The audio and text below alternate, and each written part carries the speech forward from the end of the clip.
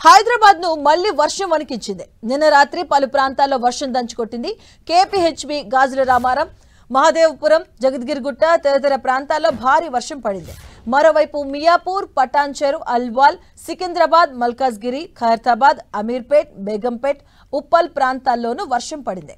GHMC పరిధిలోని పలు ప్రాంతాల్లో నిన్న రాత్రి ఎడతెరిపి లేకుండా 3 గంటల పాటు వర్షం కురిసింది. ఇక ఇదిలా ఉంటే 2-3 రోజులుగా నగరంలో భారీగా వర్షాలు కురుస్తున్నాయి. సోమవారం, మంగళవారం, బుధవారం నగరంలో భారీగా వర్షాలు కురిశాయి. నిన్న రాత్రి దాదాపు 3 గంటల పాటు వర్షం కురిసింది. కేవలం హైదరాబాద్లోనే కాకుండా రాష్ట్రంలోని అన్ని జిల్లాల్లోని వర్షాలు భారీగానే కురుస్తున్నాయి. దీంతో వాగులు, వంకులు పొంగి పొర్లుతున్నాయి. మరో 3 రోజులు నగరంలో భారీ వర్షాలు పడబోతున్నాయి. ఇక దీంతో నగర ప్రజలు అప్రమత్తంగా ఉండాలని వాతావరణ శాఖ అధికారులు హెచ్చరిస్తున్నారు.